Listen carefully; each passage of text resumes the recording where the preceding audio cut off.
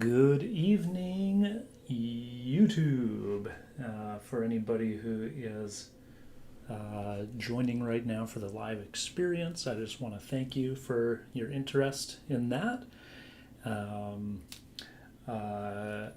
It's October, so for anybody who's in the know, obviously we're in the thick of Inktober.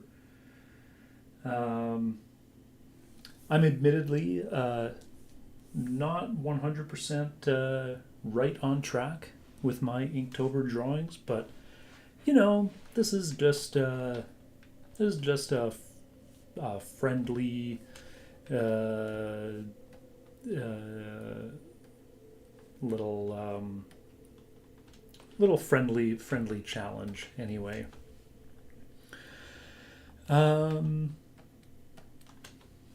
So when I streamed last week, one of the things I noticed is how difficult it is to draw and talk at the same time. So I may go quiet for periods of time, and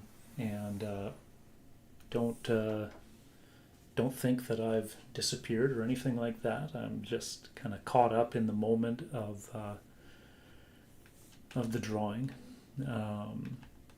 It's two very different parts of the brain that are required for the getting into the flow of the drawing and then the talking about getting into the flow of the drawing. So it's they kind of work against each other a little bit, so it's a little tricky that way. Anyway,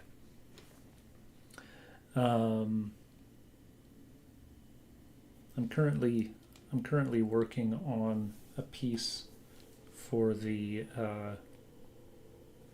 path prompt of Inktober.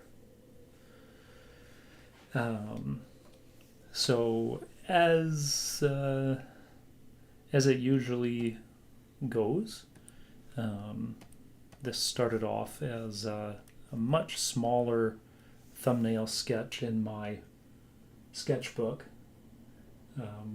which I just took a snapshot of with my iPhone.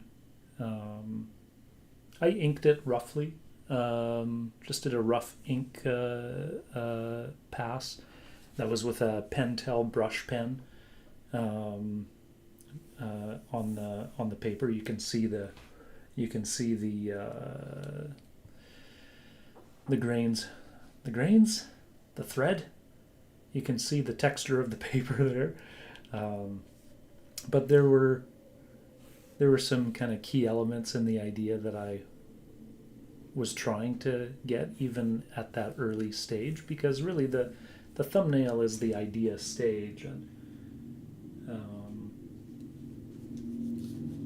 we don't normally just arrive immediately at our idea on the very first drawing. I'm just going to switch this over to the camera, the round camera, and I'll hold it up here a little bit. So the ones that I didn't ink in were kind of some of the first explorations.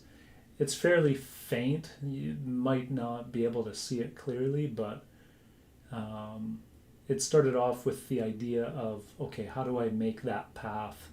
How do I make the idea of path be the star? And I got thinking about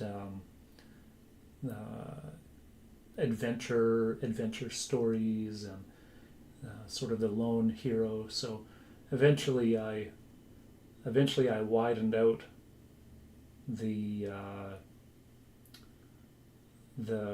image ratio to something more cinematic, so I can start playing with more of how the horizon line is being used and trying to get the figure and really stage the idea of this person wandering down this path. And I wanted to bring in this idea of maybe there's a sense of danger to that as well. So coming back to the magnified view of that little thumbnail. I wanted to get some fallen soldiers or whoever they might have been, but just something to add that sense of that ominous feeling to the situation. And I wanted to use the clouds for that directionality, and I had this idea to throw in maybe some landscape pieces, maybe some buildings back in the distance, because I really wanted the viewer to kind of come back around to the figure here. So that was kind of the intention with that composition that I arrived at through those thumbnails. And then, once upon a time, it would be a photocopy, it would be a Xerox, it would be enlarging that multiple times, and then cropping that image, like physically cropping the paper, and then probably getting the light table and all this hardware, where now it's so easy to just throw that extra layer on. So a couple of things that I will mention is the idea that the idea of the drawing is not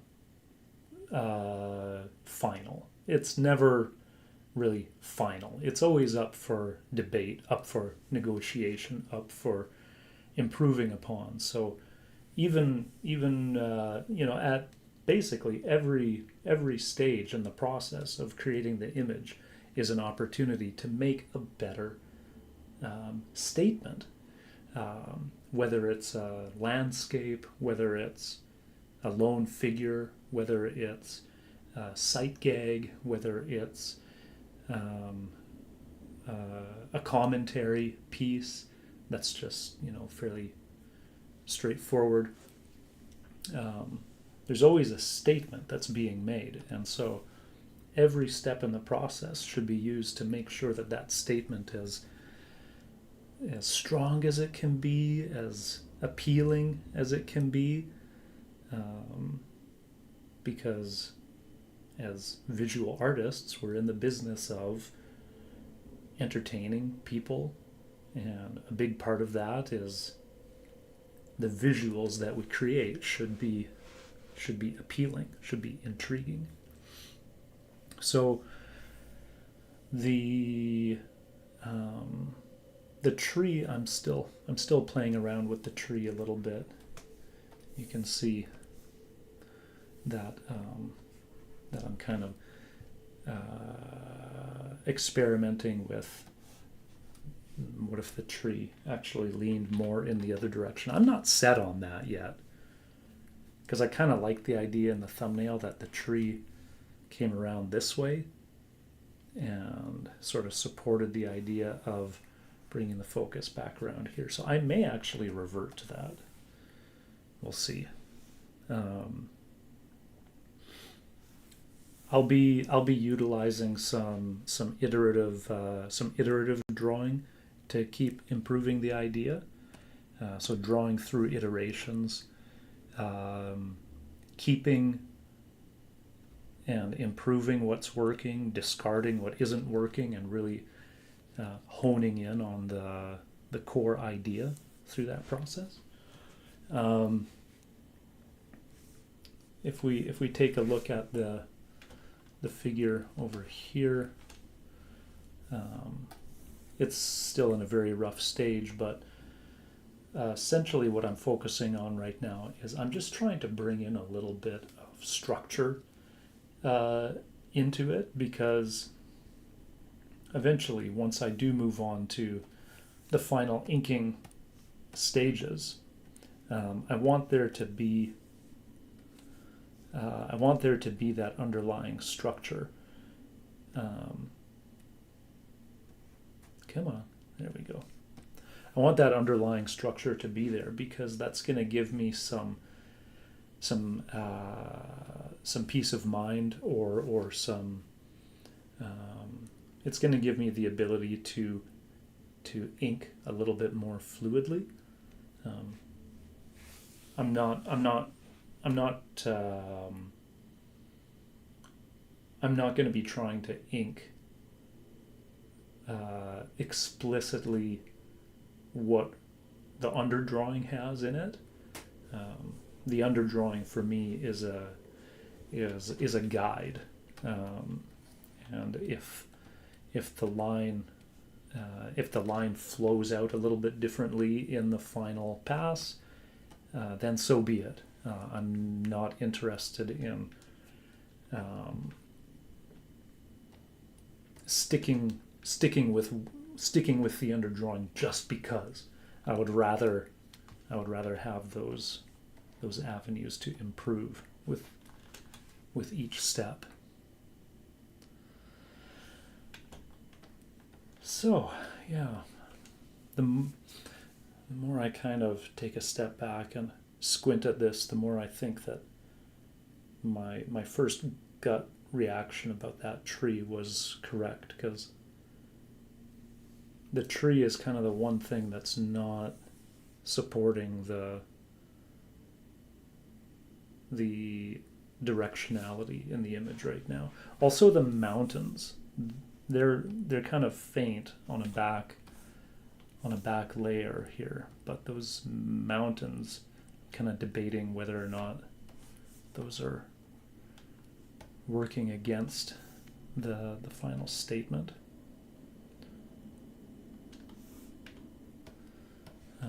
And yeah, I feel like they are. So almost feels like if those mountains were flopped, they might actually work better. So I'm going to keep those swooping bits of the landscape in front of them, but I'm just going to cut those. And I should be able to paste those back in. Does this let me? Oh no, I suppose that I have to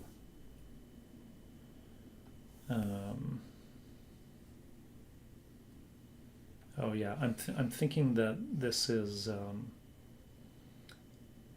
Photoshop. How do I quickly flip that in Sketchbook? I'm forgetting that somehow. I can scale it up and down. I just can't remember how to actually flip it. In a situation like this, I think the easiest thing is just to redraw it. I'm going to be redrawing that tree anyway. I can get rid of this.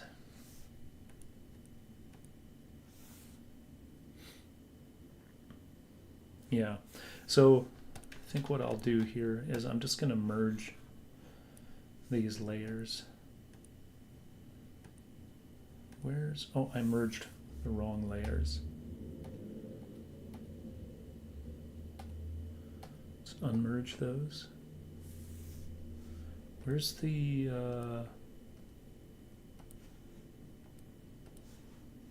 where did I put the? Oh, those are. Oh, that's all part of the same.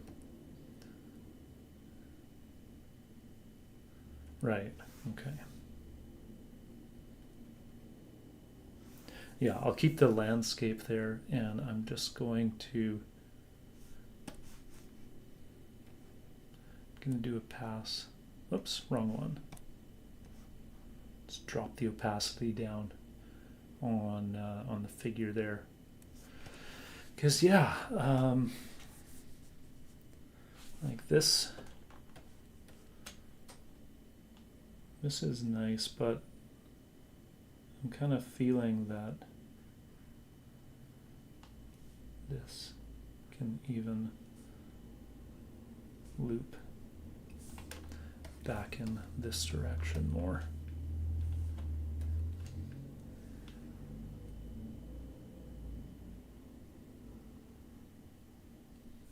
Just going to add, again, none of that is final, but it's just going to give me a point of departure once I do get into the inking stage. Here's my lovely little my lovely little burnt corpse down here. Just the form of the body. It's very, very wholesome, I know.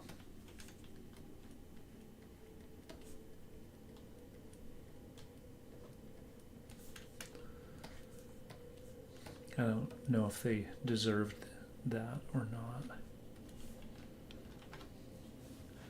What I'll probably also end up doing is just kind of embed them with some little tufts of grass and stuff.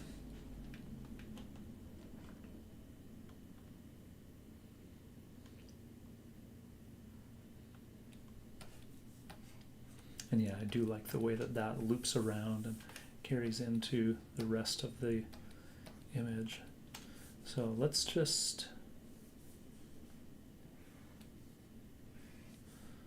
go ahead and reverse this tree, and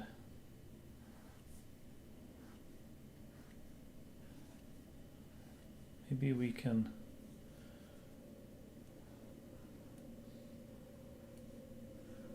I just want to put sort of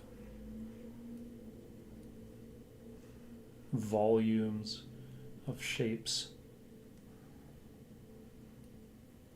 in there for right now. Not sure what type of a tree that is. Some kind of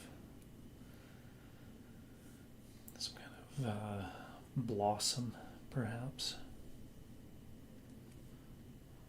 It's not really important what the tree is in terms of its species. The important thing is what it's bringing to the drawing or the statement.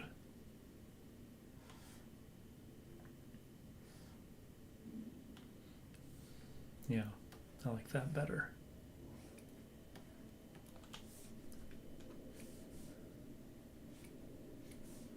These are kind of craggy outcroppings of rock. I don't know how they got formed. They just work nicely as something to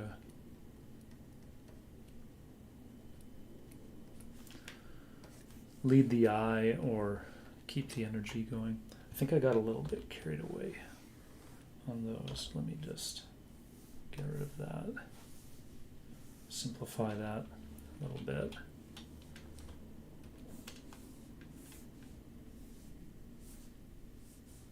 It's pretty huge. Like if this is the scale of this guy right here,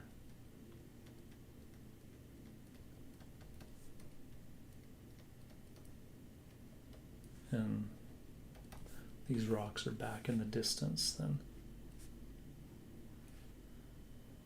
I think those may actually have to just come down a little bit. Seems a little huge.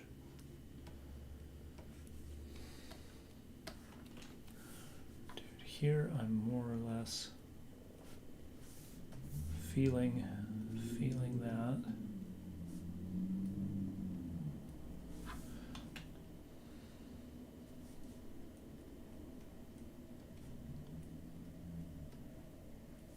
Still just sort of loosey-goosey.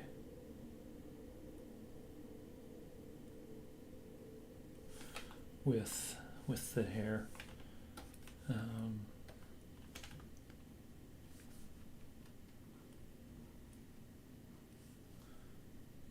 He's gonna have some type of armor in there, so just trying to have an indication of that. Sometimes I find it's kind of detrimental past a certain point to zoom in so far, because it's really easy to lose sight of objectivity. Like if you get in so close on certain details, on paper you would never go in that close, because the ability to do that is literally non-existent. But because we can zoom in so far in the digital, it kind of, I feel like it's a little bit of a trap. And I feel like, and I know I've run into this before, where you just get that tunnel vision on some aspect of the drawing that in the grand scheme is completely inconsequential. So on paper it happens intuitively. With digital, there needs to be a little bit of conscious effort to avoid falling into that trap of just zooming in to the nth degree. Because I don't think it depends. It depends on the kind of artwork that's being created. For me, I like drawing in a fairly fluid, organic way.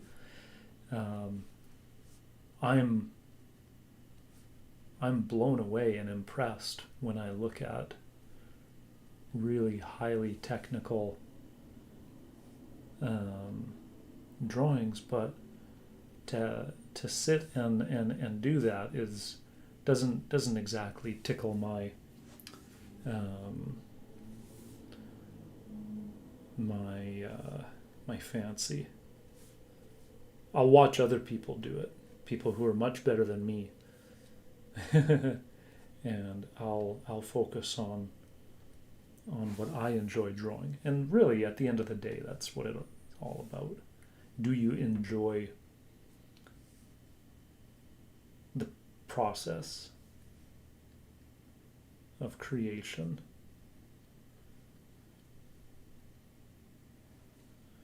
Here, you could kind of see it on the previous one.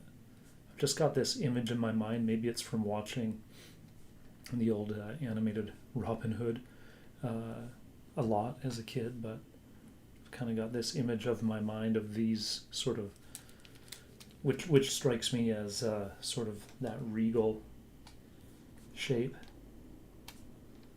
So if we were to cut those out, we would get something like that.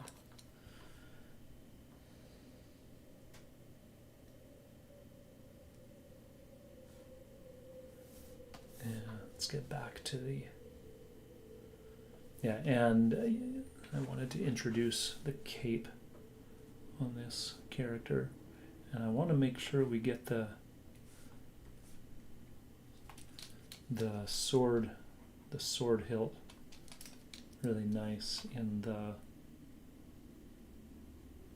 silhouette. I think there's probably room to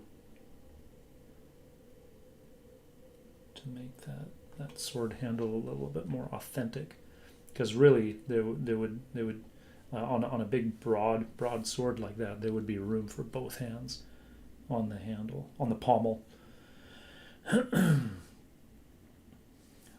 He's feeling nice and kind of chunky in that armor. Feels set. I've got his head turned this way just so it feels like he's kind of taking in the details, some of the dangers that lie ahead. Now, I had an idea earlier of maybe putting some kind of a flag on here, but then I always start to overthink the wind direction. Like if his cape is going that way, but then I've got smoke and other things that are going this way, sometimes I can overanalyze that, and let's just not worry about that too much. But I think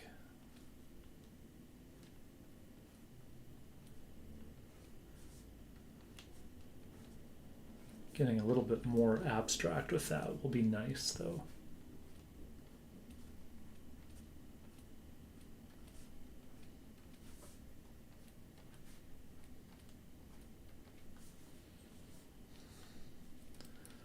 And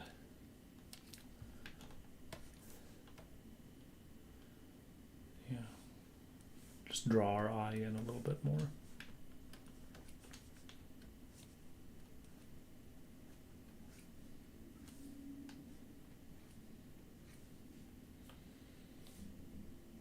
Yeah, I'm just thinking of what I can do to keep the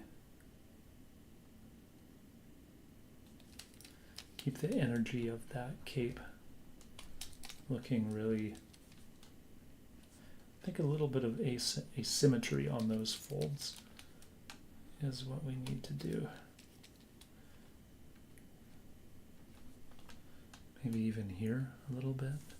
Yeah, like oppose the asymmetry a little bit.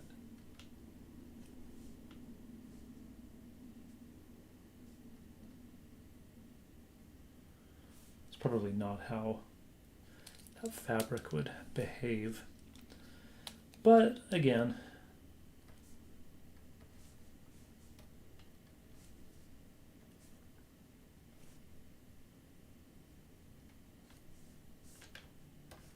who's to say that it wouldn't?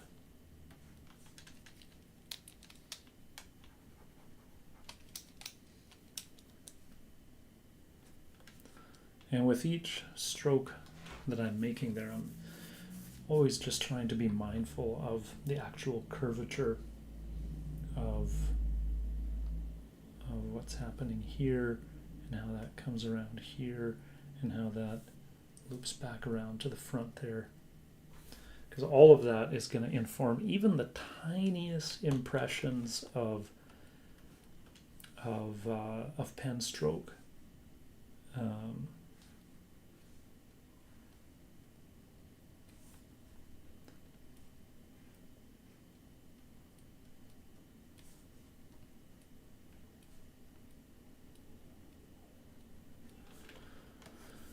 Just quickly, and that's the other thing about iterative drawing, is it's a great way to just become more acquainted with the forms. I don't think that it's something that you want to go overkill on with,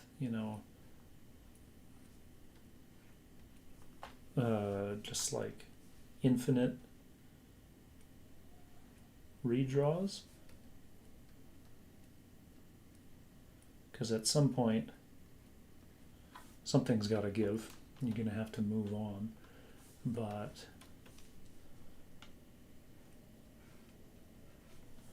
I think there's a value there in building that familiarity with those forms, because eventually I have to get in there and I have to add ink, or ink, working digitally, and that ink has to follow a certain set way of how it wraps. And I was thinking that these guys were all gonna kind of be equally toasty, but not so sure. So I might, well, I mean, making them all toasty would actually, that would be easier, because then I can kind of get away without having to show the details so much, and bring the focus more just to our hero over here. Yeah, the clouds are another important aspect of the image composition too. But I'm not, well, just as I was saying, I'm not gonna stick with that underdrawing of the clouds purely just because it's there. If I'm not feeling that it's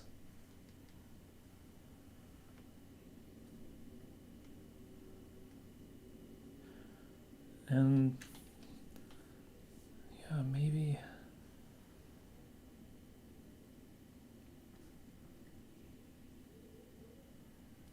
no, I don't like that little hook at the end.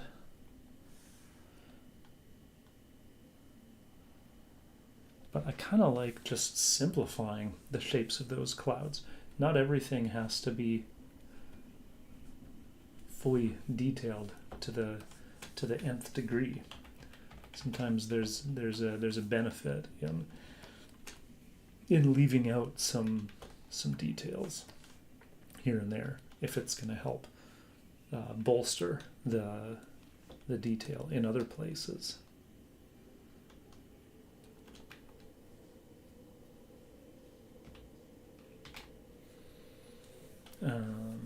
Yeah, let me also just redraw the landscape at each. Oh yeah, these arrows. Let's see. Yeah, so we kind of have this and this and this. So yeah, I think that's the action that we want for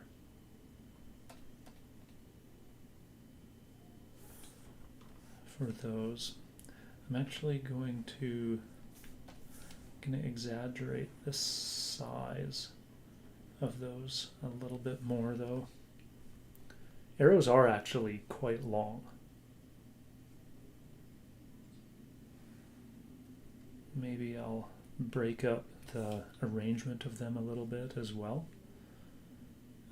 Third one, maybe, whoops, that fletching is a little too far up the shaft. Maybe there, something like that. But they feel a little too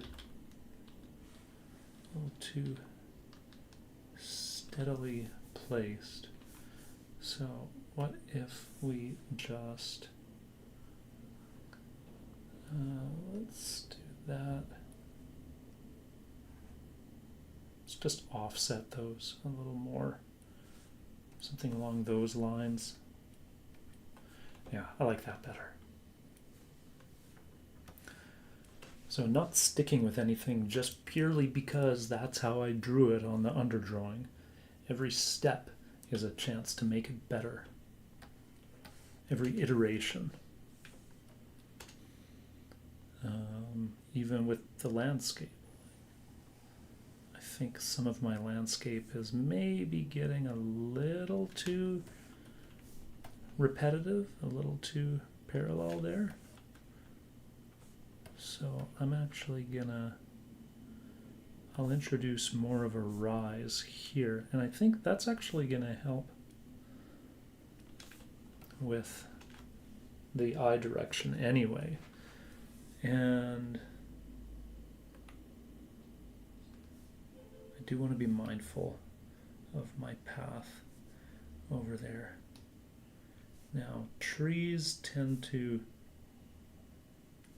make the land around them kind of push up like that because of the mass of all those roots underneath.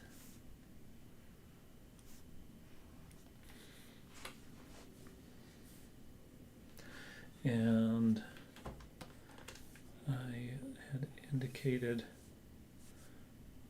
a hill back in the distance here. That's kind of where those rocks appear in that little valley. And yeah, I want to make sure the path reads here because I do still want that to be the star of the show, because that is our key word, path. And I'm going to indicate this slight roll to that hill, and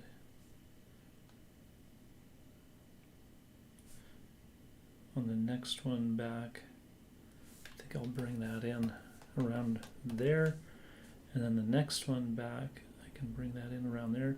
It's got that nice Coyote and Roadrunner thing that I always loved of the hill going up over the rise, and you kind of see it going off into the distance. And here I'm just gonna see if I can play with, and if that's a switchback on the side there, then technically it would kind of switch in respect to the curvature of the land.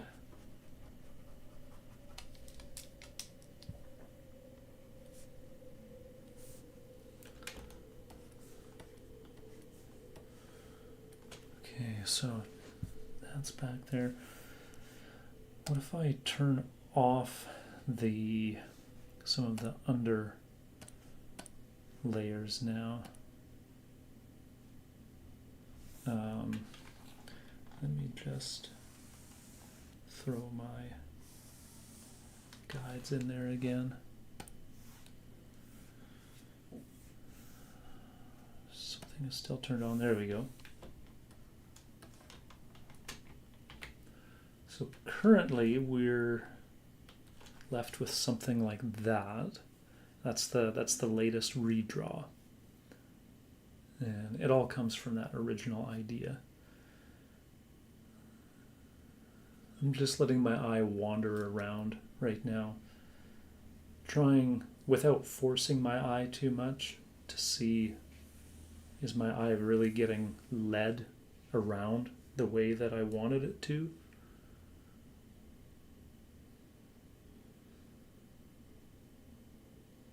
And I'm overall fairly happy with how that's feeling as my eye travels. I feel like there could be some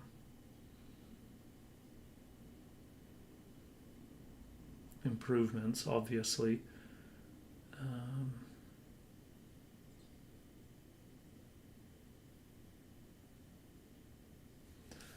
I'm kind of wondering about maybe taking this cloud volume here and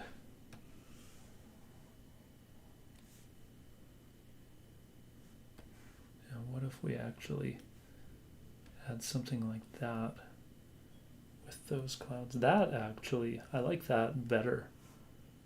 It's more abstract, and I like how it that actually feeds in better to the arrows and some other directionality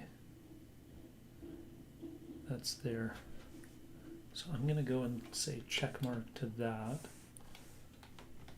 Let's just put that back in.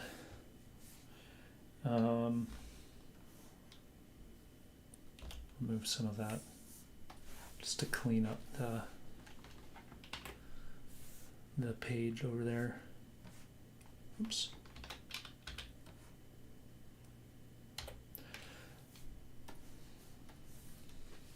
At this point, it's really easy to get lost in the minutia. So I think that's why the initial idea needs to be solid.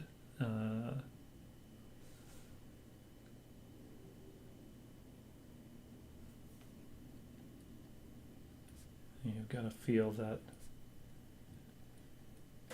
you believe in what you're communicating. Right, okay, yeah.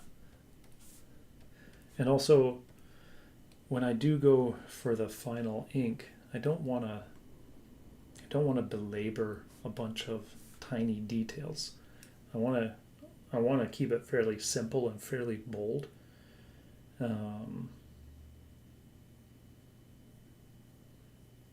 I may do some basic, maybe two-tone shading on it.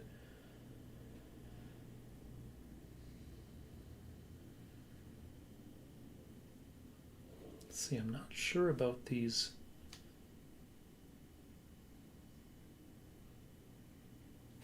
Like these, I could do without these entirely because there's a whole mountain range back there that I haven't even added in yet.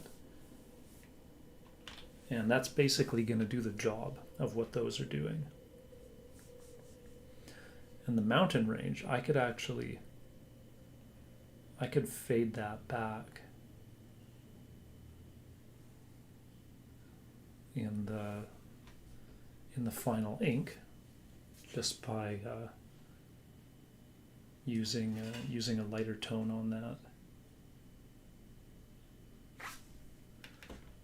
Yeah, so yeah, that mountain range is actually doing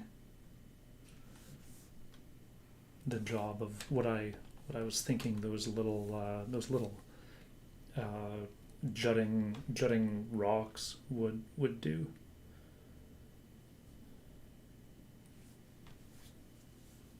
And is it daytime? Is it nighttime? Do we want to put a moon up there?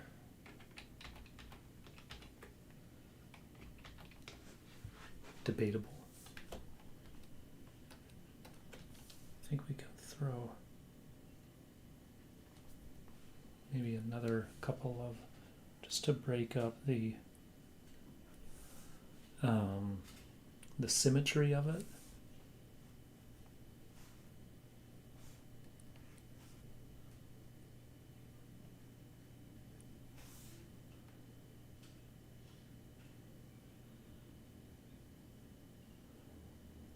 Technically, these clouds are the wrong way around.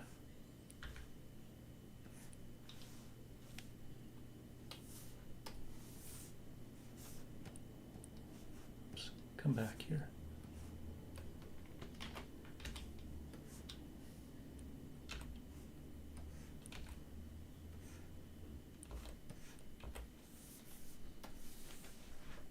In terms of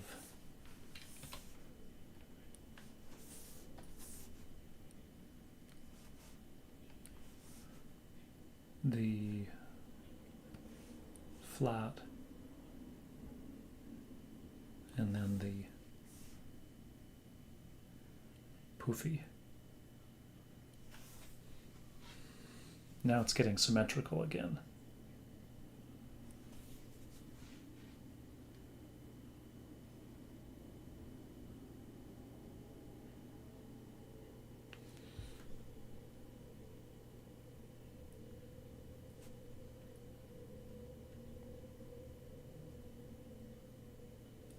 Probably be some snow up in there.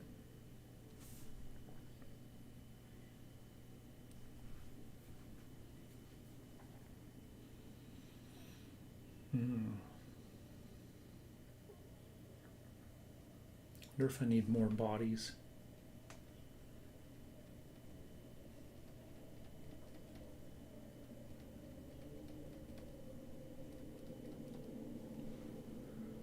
I think so.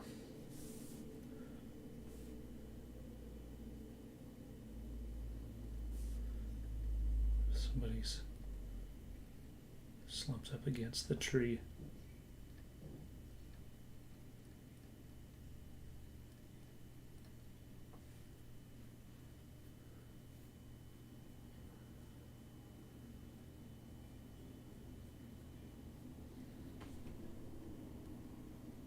Just going to tighten up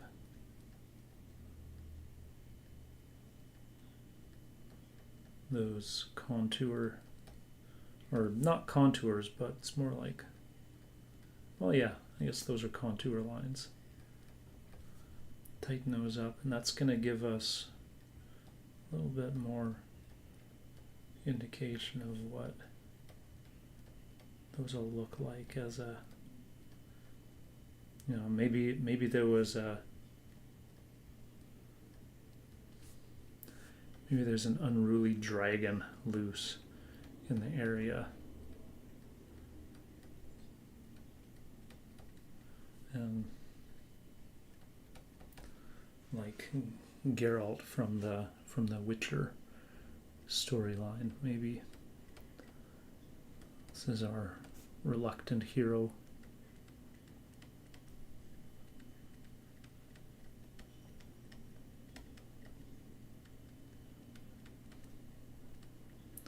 Although if it was a dragon, who was shooting the arrows?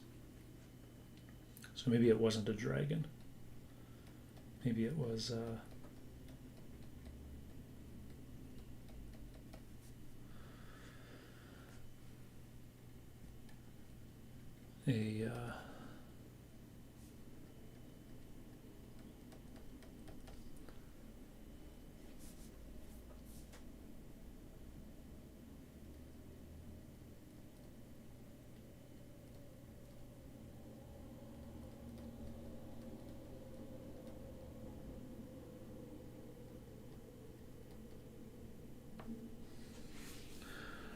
vicious army, or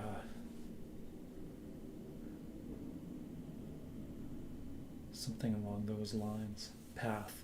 Yeah, this is making the path seem a lot more treacherous now as well. This guy's like, have I made the right life decision?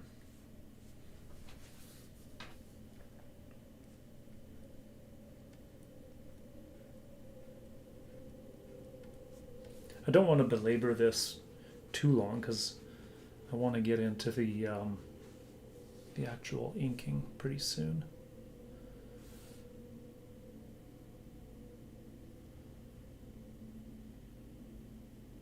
I feel like we're missing something in the foreground over here. Like something could be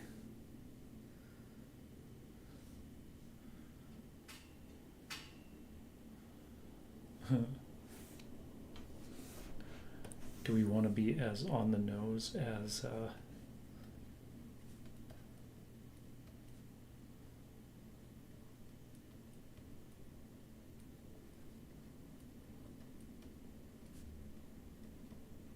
I don't know. That might be a little silly.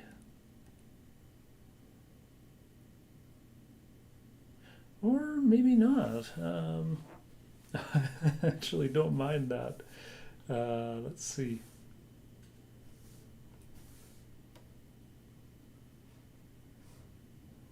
It's kind of, yeah, maybe not that placement though, because that kind of gets in the way of, I don't know.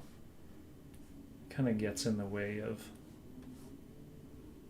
the tree and, yeah, I don't think that works.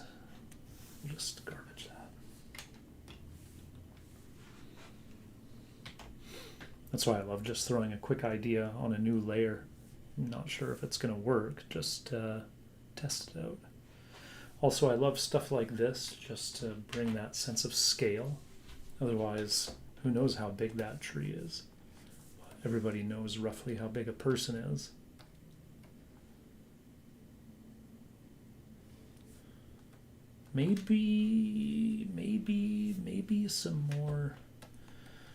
Maybe some more vegetation, because yeah, it is feeling rather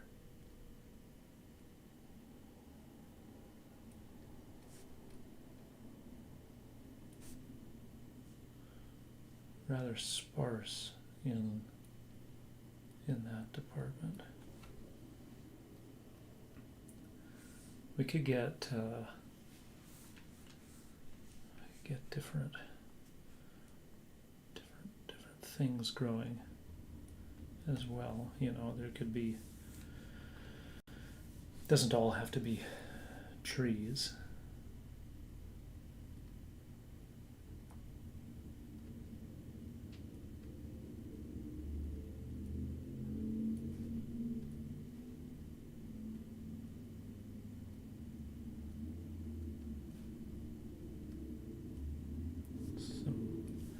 Some shrubbery there, and yeah, I think that's gonna help just to dress up this this landscape a little bit.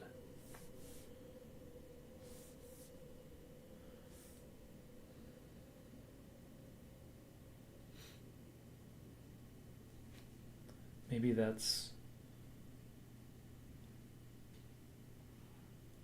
all we need in the foreground here is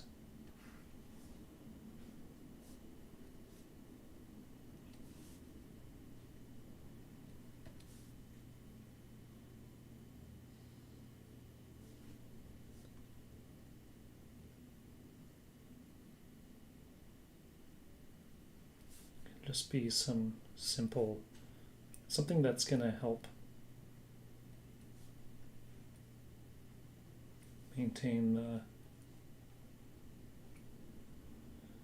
and also if there's this sort of almost earthen element, kind of it makes the savagery of all these corpses that much more in stark contrast to the serene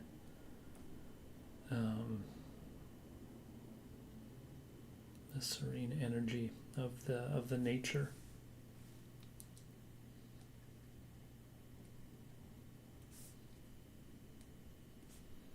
Yeah, and yeah, we can bring some, you know, little boulder, or not boulders, but little rocks and things there, just to dress things up, and again, just to direct the eye a little bit more. I wonder also, speaking of directing the eye, you know, were these people armed? If so, those weapons can be used to further draw that attention to the main focus of the piece, and then the lines in the road themselves.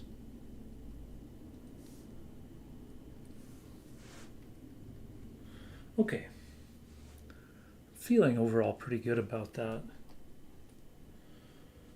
So let's go ahead into the ink.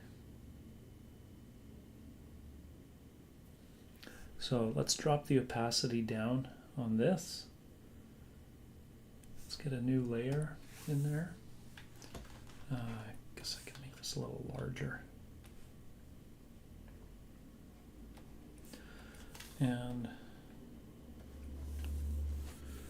it's important to me that the final lines flow with as much vitality and as much fluidity as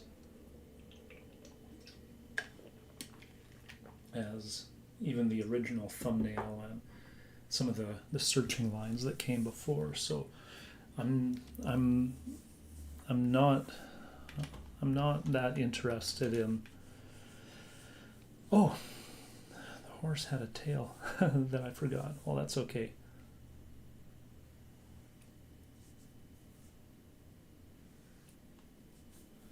Can get.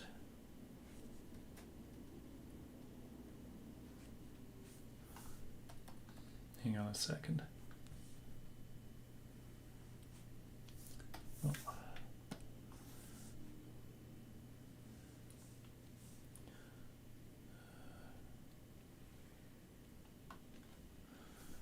I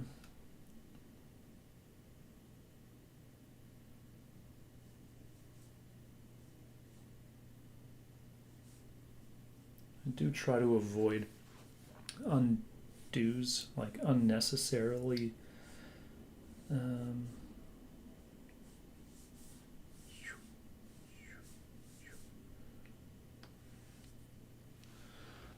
can start with something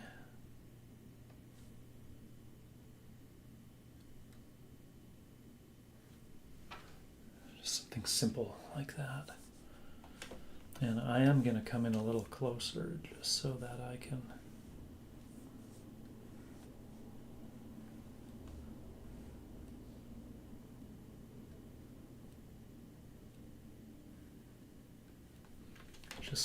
let those flow a little more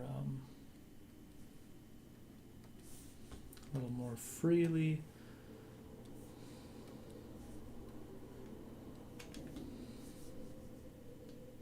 I was a little loosey-goosey with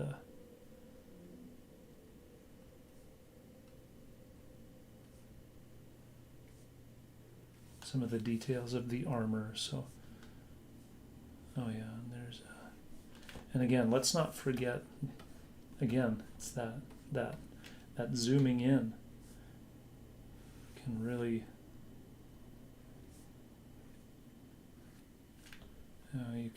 You can start to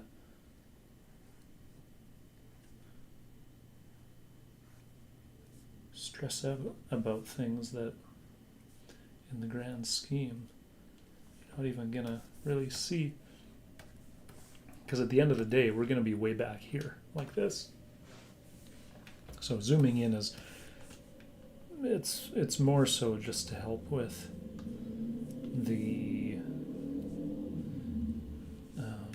the distance of how far my hand is needing to travel for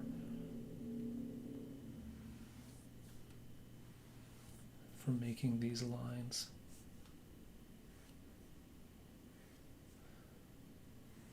And some of the lines, well, I am going to undo that because I want to keep that break there.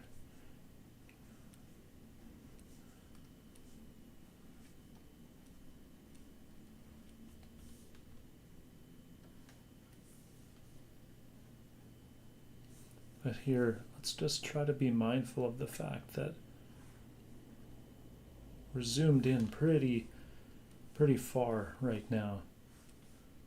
And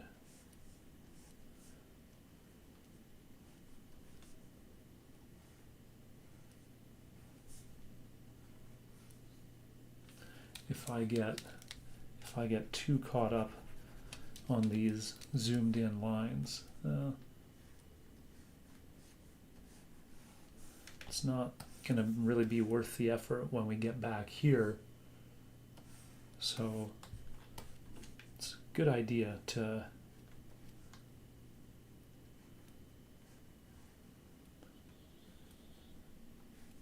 spend some time zoomed out as well. Horse is maybe a little shaggy, but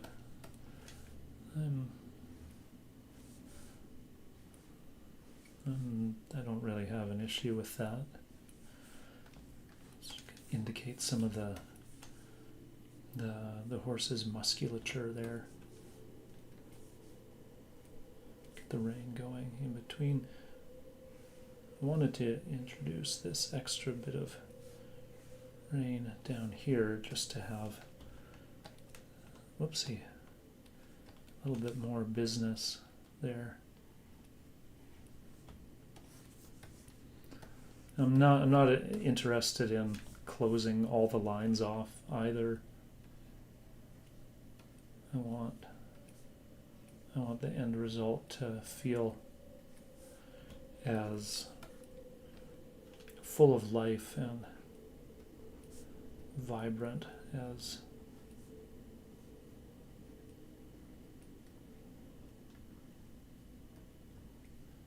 passes that came before.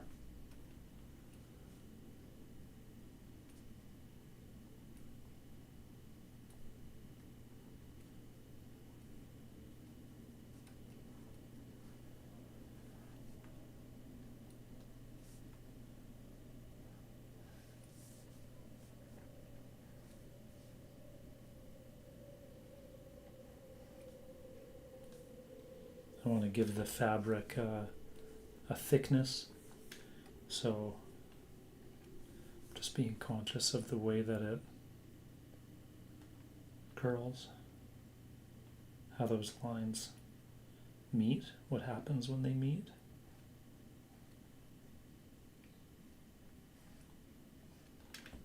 Again, that might not be actual proper physics for material like that, but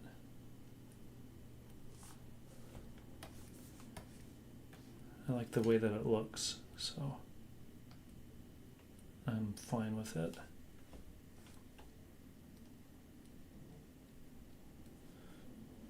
That's what I love about drawing for myself. If I'm happy with it, then we're good. No real need to add a mouth at this distance.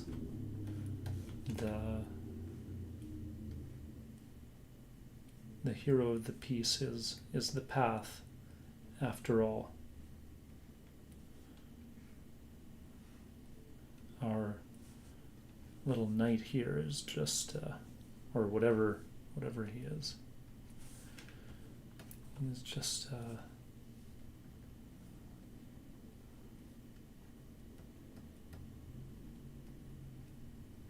vehicle to help me deliver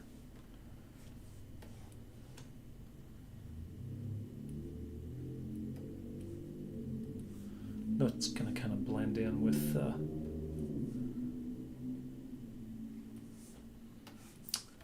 the ground shadow, the cast shadow. Just getting an indication of that sort of ridge of the metal of the armor there.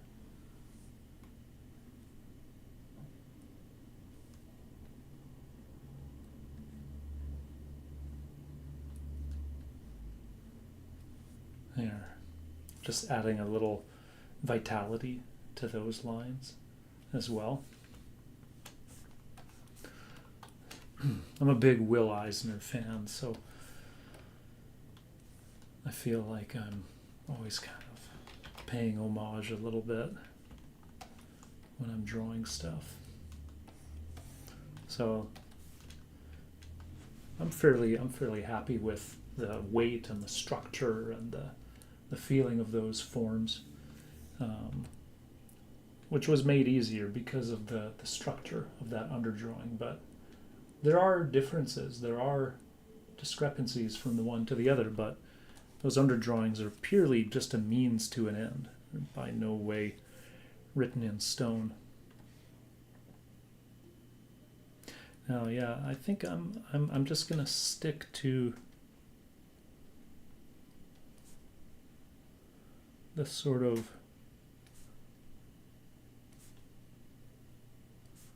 shard, whatever it is that we've got going on with these poor souls.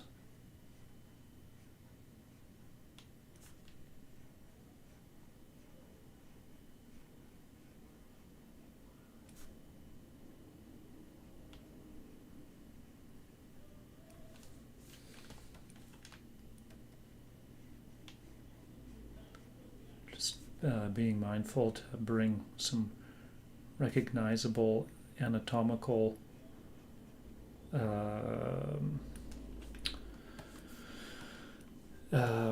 landmarks.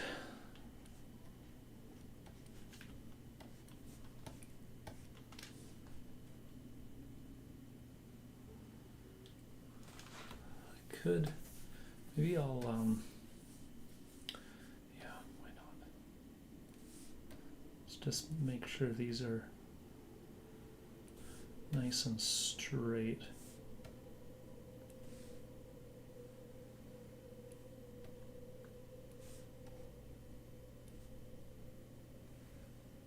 There we go.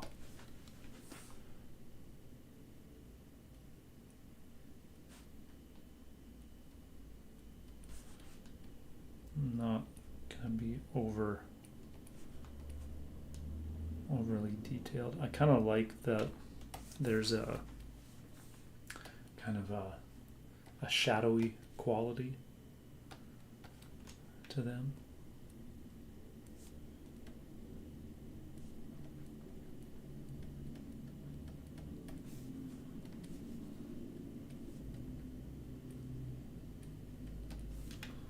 Okay, yeah. And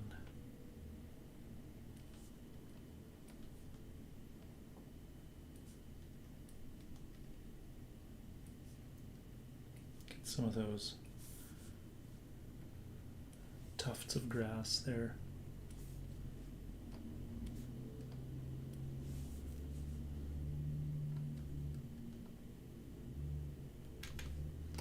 Let's come in a little closer here.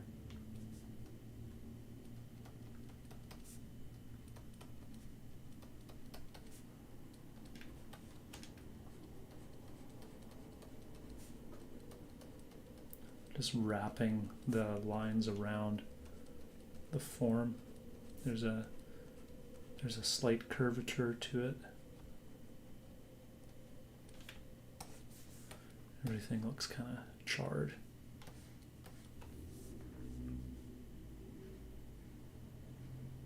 And again, wrapping.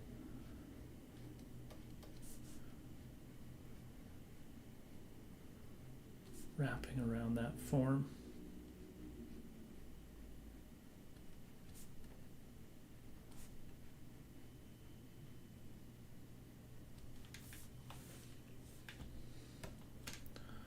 And there's a form here of the arm and the hand. Form here of the head.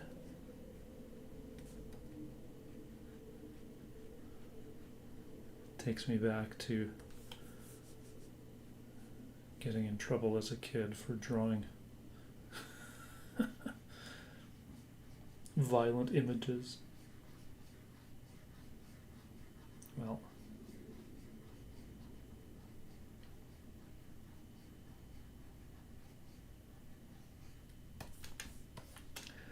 now here we are.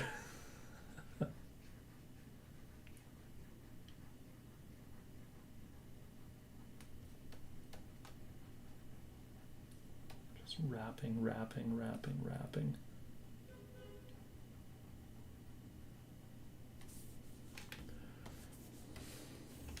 From time to time, it's nice to just toggle off the underdrawing and see how that's coming along.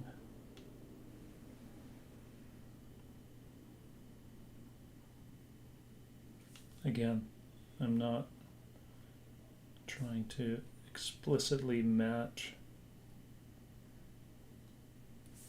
what was in the underdrawing.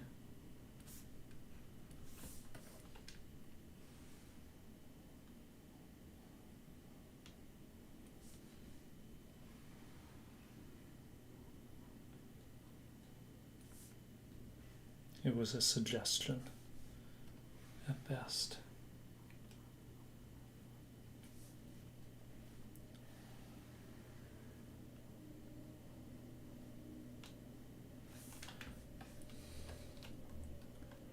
Kind of going where my interest takes me right now. This is very zoomed in, so let's not get too carried away on that.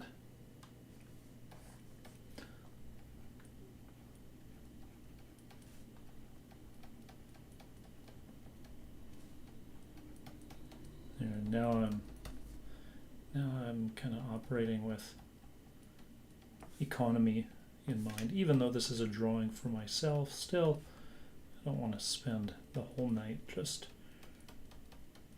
wrapping lines around these forms.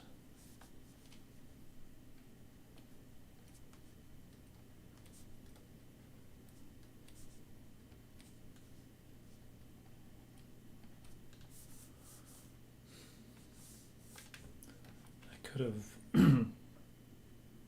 potentially even brought in some like root systems coming up in the ground around that tree, but it's okay. It's not really necessary. I think for the edge of the path there, it's nice just to kind of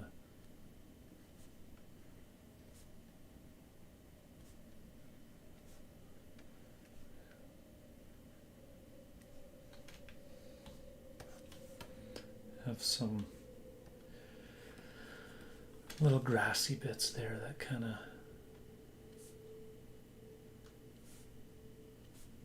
frame it a little bit. And then I want to just bring in a little bit of unevenness to that as well. If that's a well-traveled road.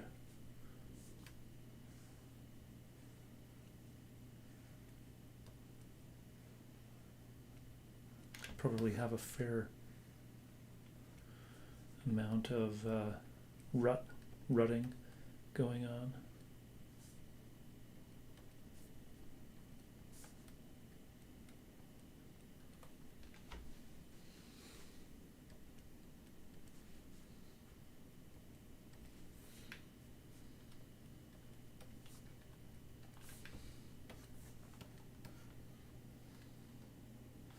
Further back, I'll probably tone down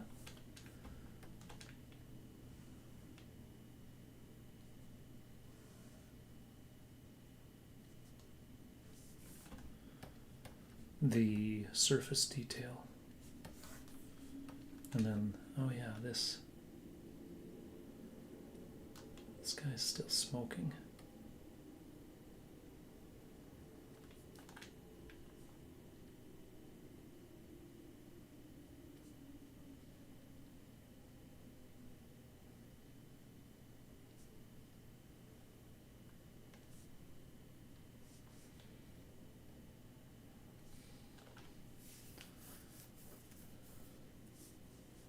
Yeah, I'm gonna bring this.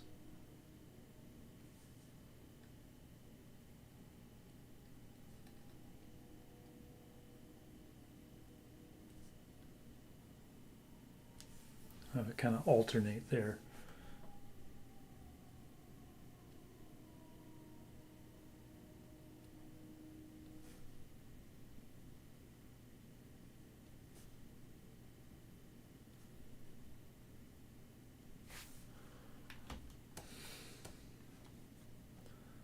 It's trailing around.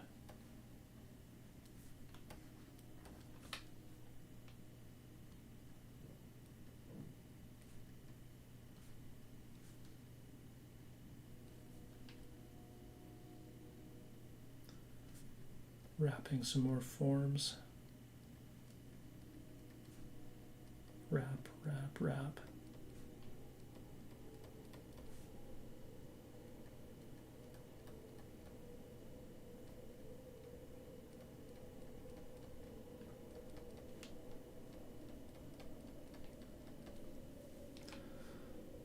Oh yeah, let's grab the ruler again. Straight edge. And let's maybe just go a little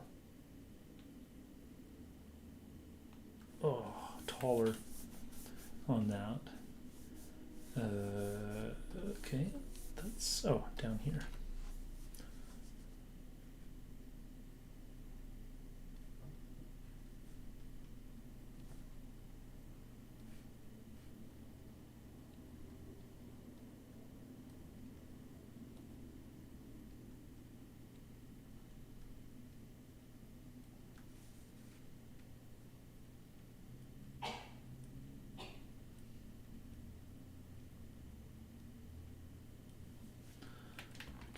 Just a little bit of wind catching those. Kind of came into contact there, which I'm not crazy about.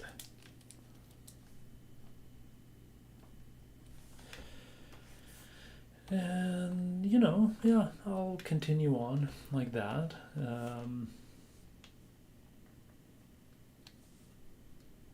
For the remainder of the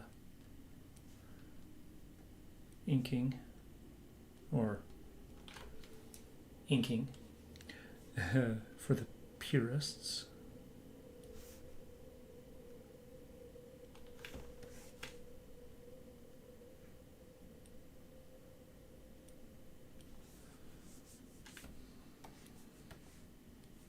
And I'll probably end up just doing a simple two-tone shading pass on this, just to add some depth to it.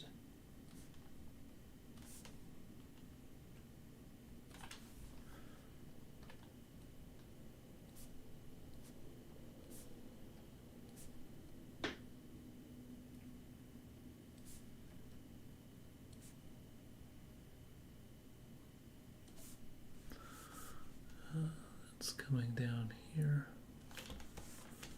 and continuing up here. Just breaking that line where it's intersecting.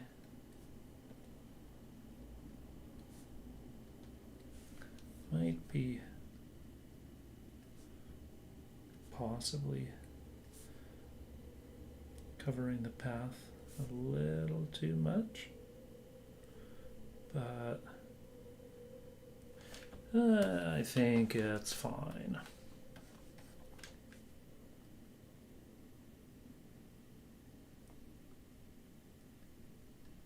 Just bring a couple of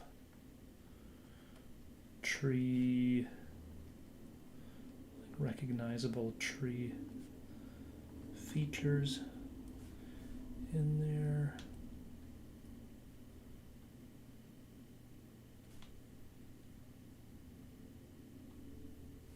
Just make it a little more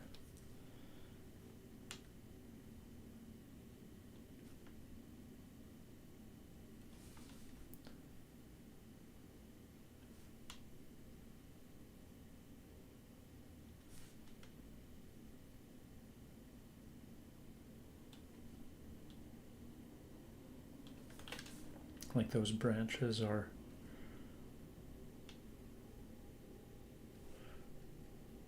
really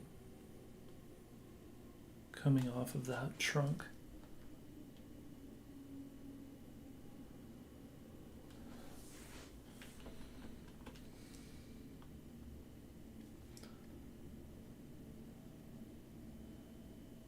But again, I'm not interested for this drawing to get into all the nitty-gritty of the details. I I just want nice volumes.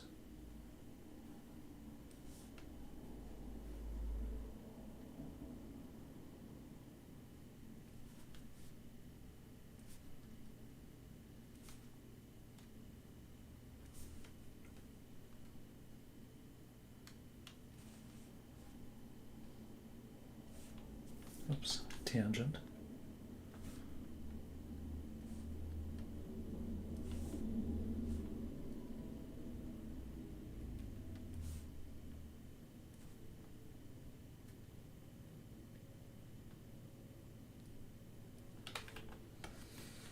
Just something a little bit, just a little breakaway shape there, just to lead the eye over there a little bit. And now I'm just gonna go kind of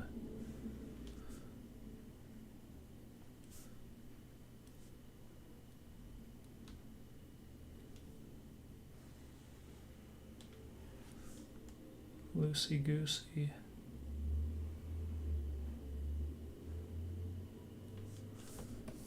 On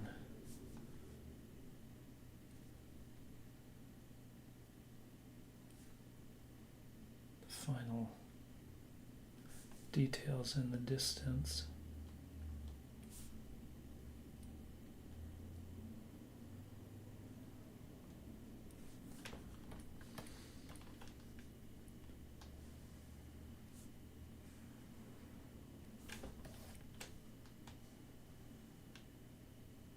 It's the great thing about landscapes and organic forms. You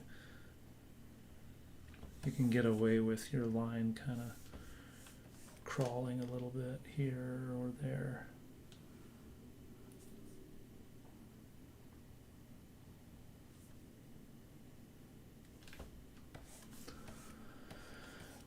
There's a little rise in the hill over there. I'm not gonna worry about that rock and stuff there.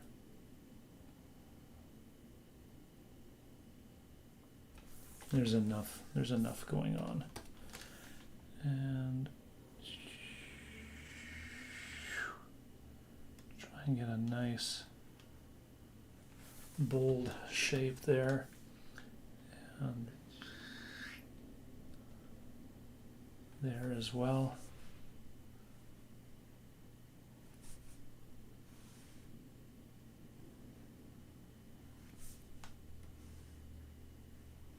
Inventing some new cloud shapes there. Let's throw the bottom and the top. And yeah, I'd say I'm ready to go in and do some two-tone shading on that, just to bring. Well, yeah, I'll probably do a pass with some darker black areas here and there, just to help drive the focus a little bit more. Then I'll go in with a lighter gray tone, just to pop some things out. Anyway, that was fun. I had a great time kind of talking through that. Hopefully the periods of silence weren't too bad. And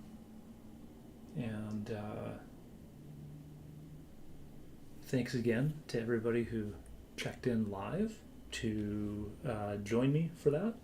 And if you're watching the recording after the fact, thank you as well for taking an interest in my channel. All right. Thanks, everybody.